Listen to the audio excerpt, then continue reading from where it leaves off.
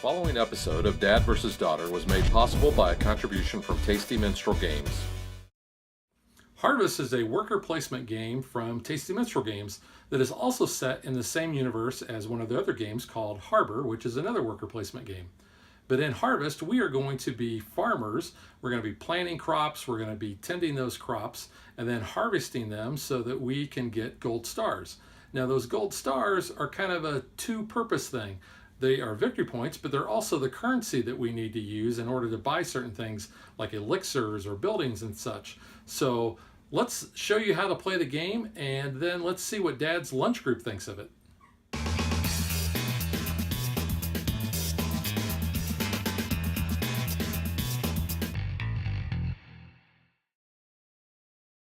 To start the game, each player is going to be dealt 2 character cards out of these 9. Now, on the front side here, they are all will plant some dill.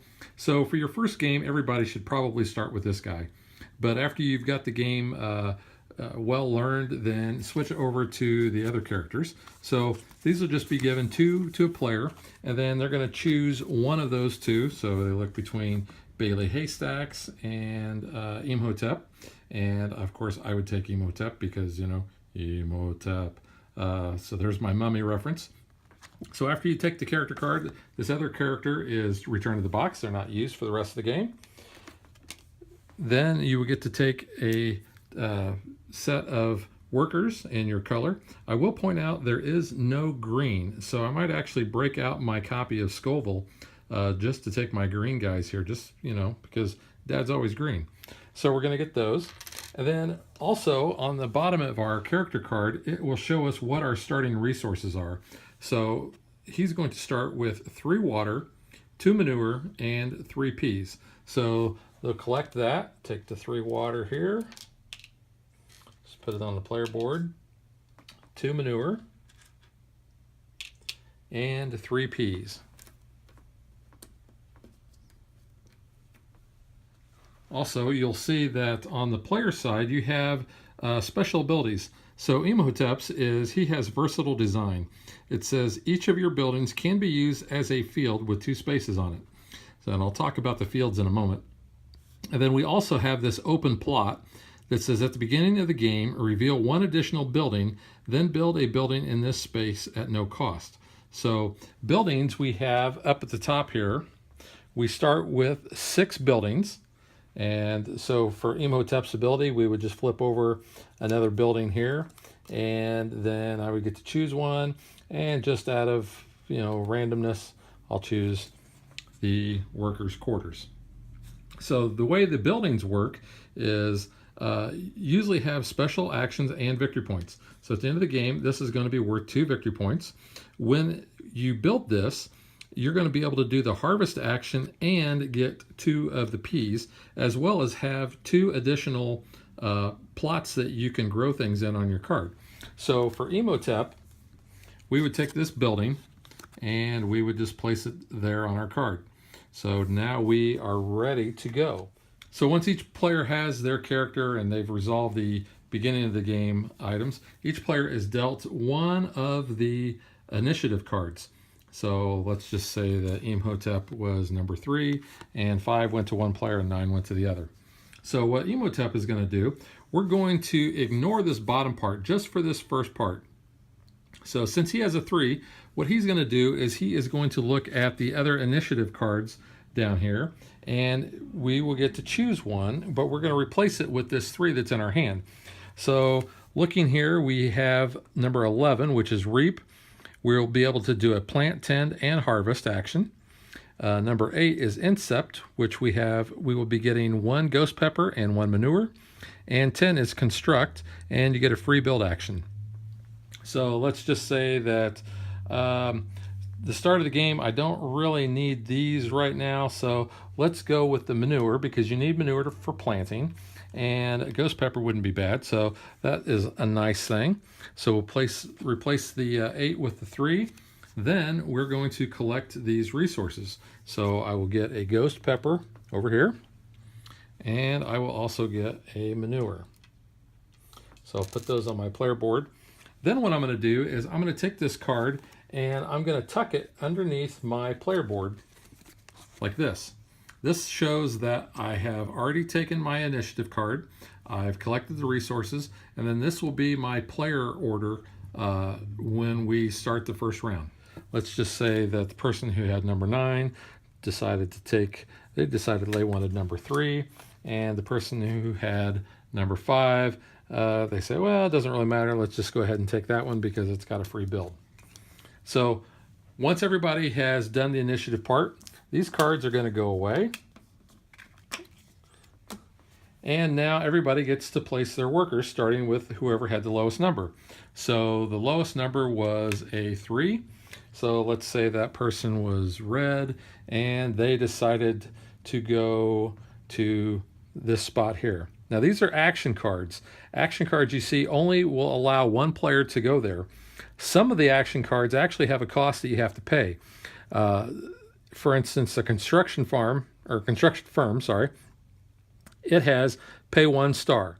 The elixir merchant has actually pay 3 stars. So the more that you're going to get in return, the more you're probably going to have to pay. But the cave dwellers doesn't require anything, so he can place his worker there. He'll collect a ghost pepper and manure, and he gets the plant action. So let's talk about the 3 different actions that you can take. There's plant, there's tend, and there's harvest. So each player is also going to have a plot board like this, which they'll have one plot that is already plowed, and then they'll have 3 others where they can expand to. Now in these spots here, they can either get a new plowed field, which they just take the top card off of the building deck and they put it in one of those slots.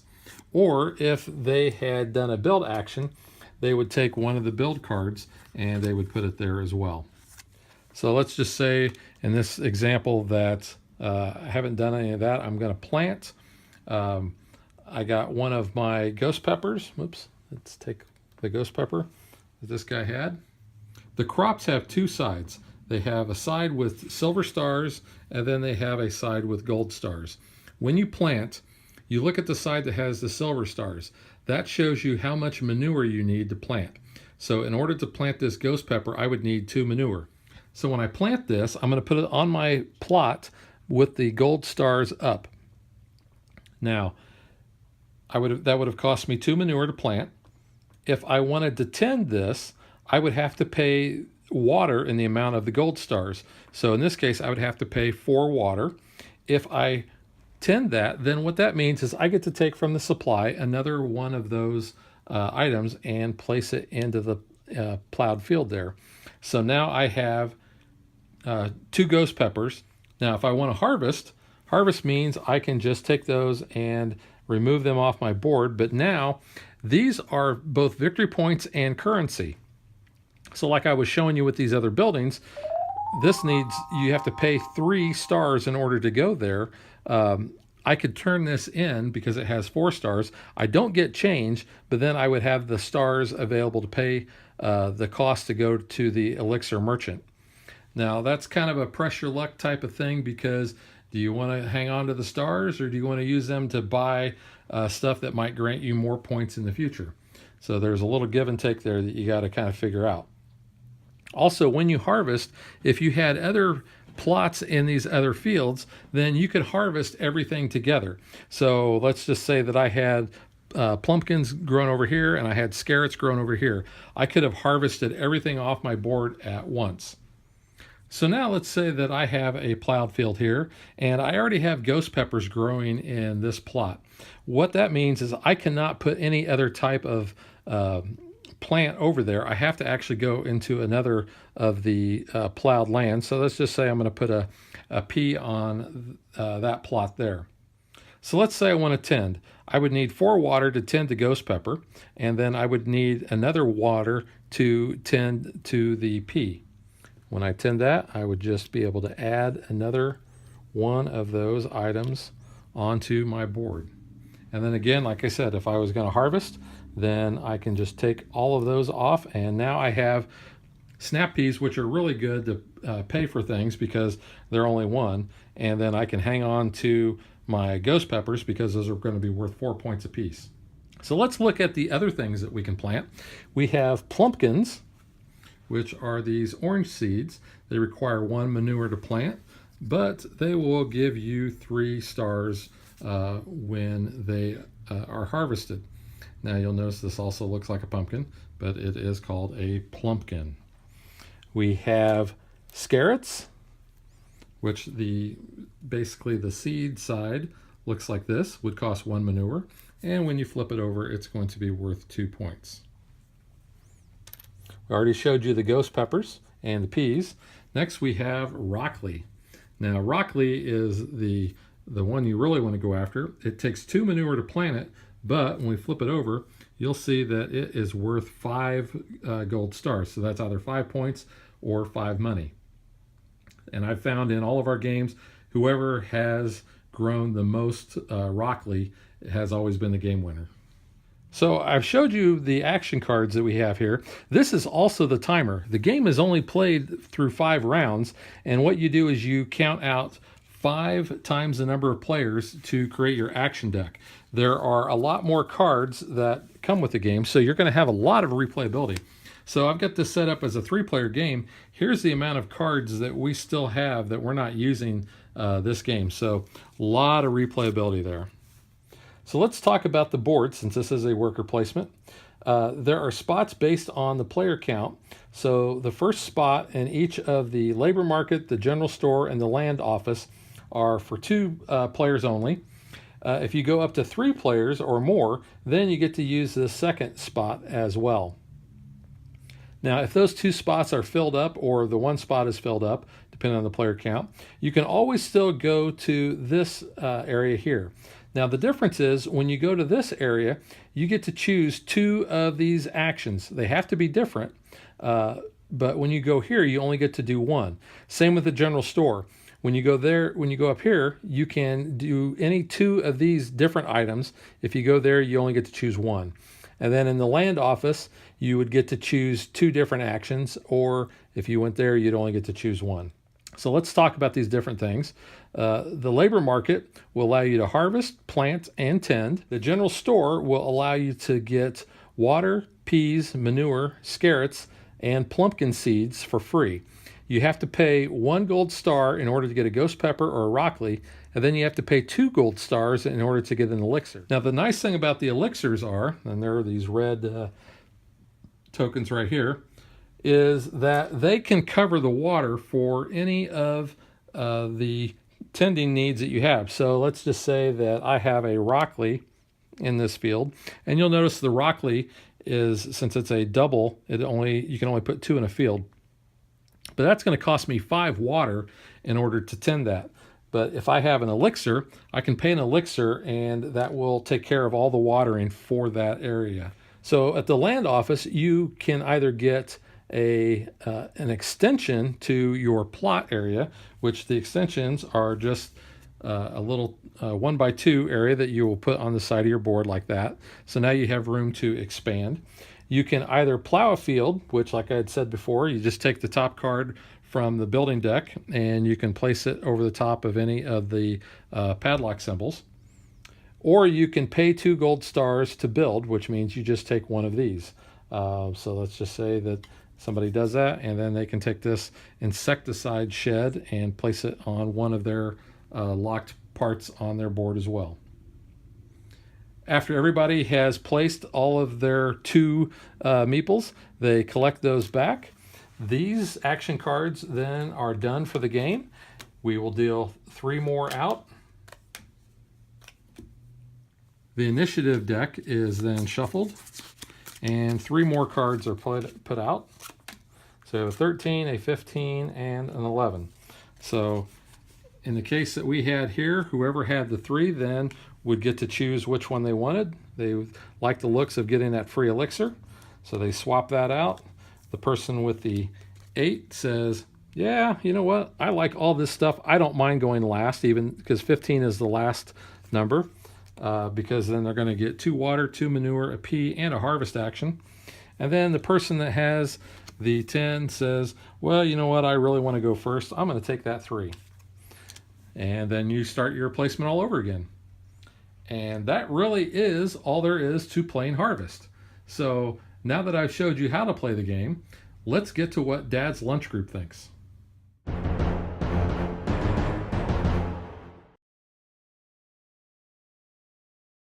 Okay, I got to say, this has been a big hit with my lunch group. We've played with 3 and 4 players. We've been teaching new players every time we sit down and play. Everybody has been able to pick the game up real quick, and it plays pretty fast. Every game that we've played, regardless of being a 3 or 4 player, we have been done right just under an hour. Now, we all like pretty much the same thing. I don't know that we've had any negatives. You know, the initiative order thing is really nice. The mechanism for getting to decide who gets to go first, and which of the abilities that you want on there. The replayability with all the different action cards that you have, and I'll just show you. There's the whole stack there, and there are just a ton of these.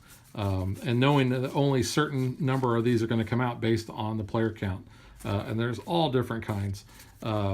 That's a real big plus. The board here, as far as being able to go to the various spots, you know, it is a worker placement, so you're going to have the opportunity to block people, especially when you know they need to be able to do a certain action, like especially planting or tending. In a 4-player game, you can really take advantage of blocking the other players, or limiting them to only being able to do one action. A lot of times people want to, plant and harvest real quick, or they want to plant and tend. So you've got that there. The buildings, they only replenish at the end of a round. So if a lot of people took a lot of buildings, it's going to dwindle.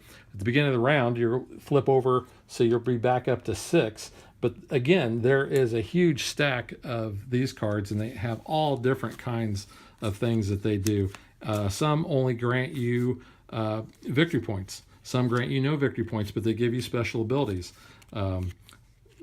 Some give you abilities when they're built, so you can get all these different resources there. It's a one-time thing. Here's a well-plowed field that gives you, instead of the normal 4, gives you 6. There is a gazebo in here that only gives you 4 victory points. It gives you nothing else. You got the cow pasture that's going to give you 2 manure. And I will say that we are kind of sophomoric when we play that. We don't refer to the manure as manure. We refer to it as poop. And that just makes the game that much more enjoyable, I think, because people talk about taking a poop or giving a poop or using a poop. Just one of those things.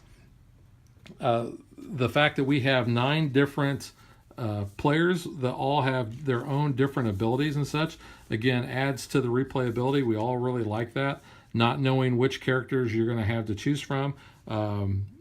Or you could, I guess, play where you're going to choose whoever you like and everybody else gets to do that. That's fine too.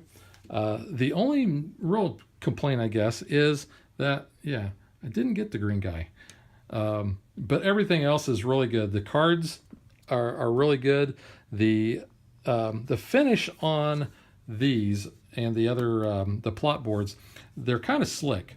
So these have a tendency to, when we're trying to kind of thumb through them, have a little bit of issues with that. But the rest of the components, the manure, the rain, or the water, and the elixirs are all these really nice wooden tokens. And then the tokens for all of the plants, it's nice sturdy cardboard. So like that.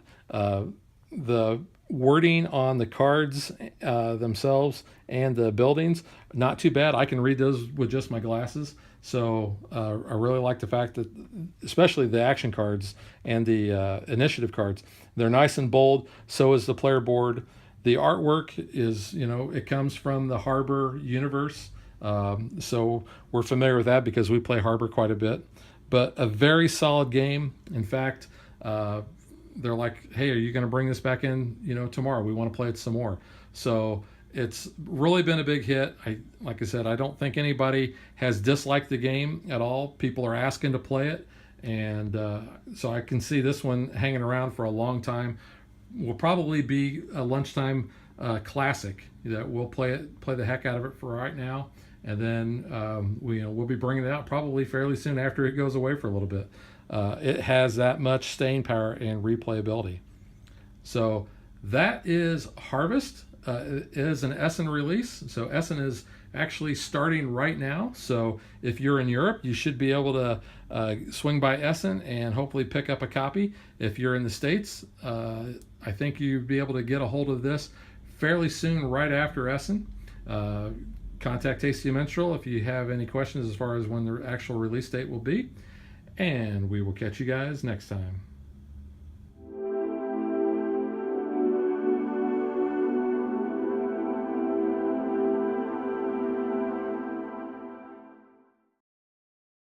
If you would like to support us, you can visit patreon.com/dadvdaughter.